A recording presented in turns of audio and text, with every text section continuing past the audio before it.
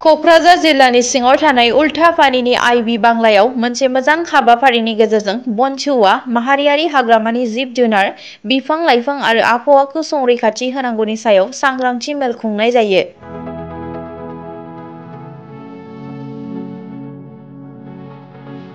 बनसुनि आफादगिरि बनजित मन्जिलनि दैदेननाय सांग्रांथि मेलनि हाबाफारियाव बड'लेण्ड जनजाति सुरक्षा मन्चनि दैदेनगिरि दावराव देख्रेब नार्जारि आरो माखासे दैदेनगिरिफोरनि नुजाथिनायाव उल्थापानि ओनसोलनि रायजो राजाफोरखौ लानानै सांग्रांथि मेलखौ खुंनाय जायो।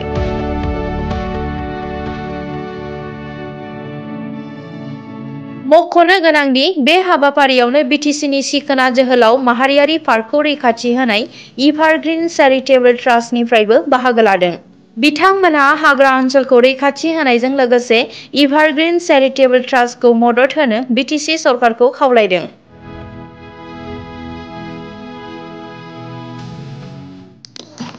दिनै बर' माहारियारि फरायसा आफादा नैबे उल्थापानिनि आइबि बांलायावहाय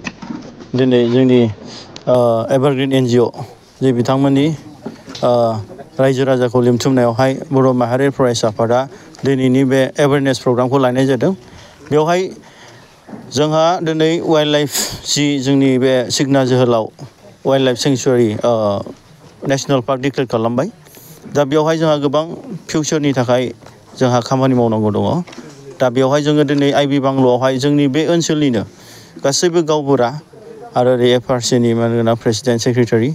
आरो दिनै ग्राम सभानि दैदेनगिरि बिथांमोन, गामिनि प्रेसिडेन्ट सेक्रेटारि गासैखौबो लिंहरनानै जाहाथे फैबाय थानाय समाव जोङो नैबे प्रटेक्सन वाइल्ड लाइफ नेसनेल पार्कखौ जों प्रटेक्सन खालामनो हायो बेनि बिसय जों गुवारै सावरायनाय जादों बिथांमोनजों आरो बिथांमोनखौ जोङो हांख्रायदों जिहेतु दिनै जोंनि मिथिंगाखौ आरो दिनै जिब जुनारखौ जोङो प्रटेक्सन खालामनांगोन आरो बेनि गेजेरावहाय जोंहा गोदान हाग्रा सिफायनायखौ जों बन्द' खालामनांगोन। जिहेतु जोंहा दिनै फरेस्ट डिपार्टमेन्ट बिथांमोनहा जेसेबांखि दायथ' लानानै दिनै होबथानो नाजाया मानो दिनै रायजो राजाफ्रा दिनै सांग्रां नङाब्ला दिनै डिपार्टमेन्टखौ हेफाजाब होआब्ला दिनै बेफोरबादि इलिगेल एनक्रचमेन्ट गोदान हादान सिफायनाय दिनै बिफां लाइफां दानफायनाय जिब जुनार बुथारनाय बेफोरनिफ्राय जोङो गोजान जानो हाया। गतिके जोङो दिनै बिथांमोनजों गुवारै सावरायनायनि गेजेरजों जों बिथांमोनखौ बुंदों जिहेतु जोंना नैबे हाग्रा ओनसोला सिखना जोहोलाव नेसनेल पार्क हिसाबै डिक्लेयार जाबाय भारत सरकारजों। दा बेवहाय जोङो दिनै बे ओनसोलनि रायजो राजा बिथांमोनखौ दे फैबाय थानाय समावहाय दे गोबां टुरिस्ट बिथांमोना फैगोन, गोबां जिब जुनार नायनो थाखाय बिफां लाइफां नायनो थाखाय दसे गावखौनो जिरायनो थाखाय बिथांमोना फैगोन। अब्ला दिनै मानगोनां रायजो राजा नोंथांमोना दिनै बे जायगायावनो गोबां न' हटेल होनानै गोबां दखान होनानै गोबां गारि मटर दिनै सालायनानै भारा होनानै दिनै न'खर संसार दानो हागोन बेखौ जों बिथांमोनजों गुवारै सावरायनाय जादों। आरो जों दिनै जोंनि बिटिसिनि मानगोनां EM बिथांखौ जों खावलायदों जाहाथे बे ओनसोलावहाय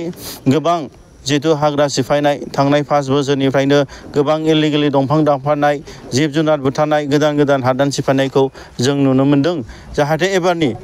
मानगोनां सार जिहेतु गोदानै दायथ' लानाय सरकार बिथांमोनखौ जों खावलायदों जाहाथे बेफोरबायदि इलिगेल हादान सिफायनाय दंफां दाननाय जिब जुनार बुथारनाया जानो थाङा आरो बे हाग्रा ओनसोलनि जिहेतु रायजो राजानो थाखाय रायजो राजाफोरनि थाखाय बे मोनसे थांनानै थानायनि मोनसे लाइभलिहुड मोनसे मिशन एबा मोनसे स्किम्स बिथांमोननो बानायना होनो हायो। जाहाथे फिउचाराव बिथांमोना दंफां लाइफां दाननानै सोलिनो हाया आरो जिब जुनार बुथारनानै सोलिनाङा बेफोरबादि मोनसे खाबु सुबिदाखौ होनो हायो। अब्ला बिथांमोना दिनै थांनानै थानायनि मोनसे बेबस्थाखौ मोनो बेखौ जों खावलायगोन बिथां सारमोननिसिम। आरो बेजों लोगोसे जों खोनानो मोन्दों दे जोंनि बे हाग्रा ओनसोलावहाय माखासे सुबुंफ्रा माखासे दैदेनगिरि बिथांमोना जे जाय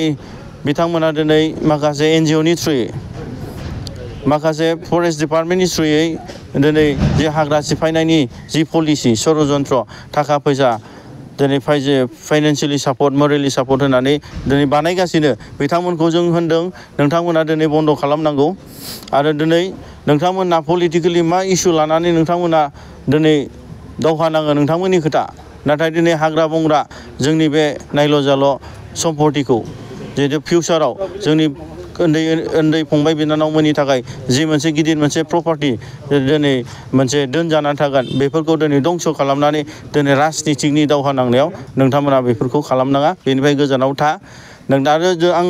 दिनै बर' माहारि फरायसा आफादा आं बेखौनो रिकुवेस्ट खालामबावगोन जे जोंनि मानगोनां EM पानिराम ब्रह्म सारनाव जेसेबां चिराङावहाय जे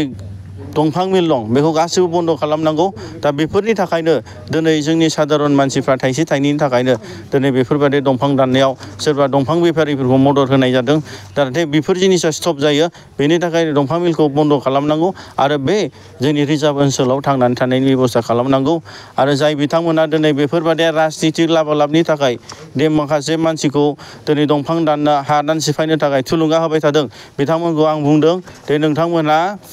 बेफोरनिफ्राय बन्द' खालामनांगौ आरो नङाबा बर' माहारि फरायसा आफादा गोख्रों भाबै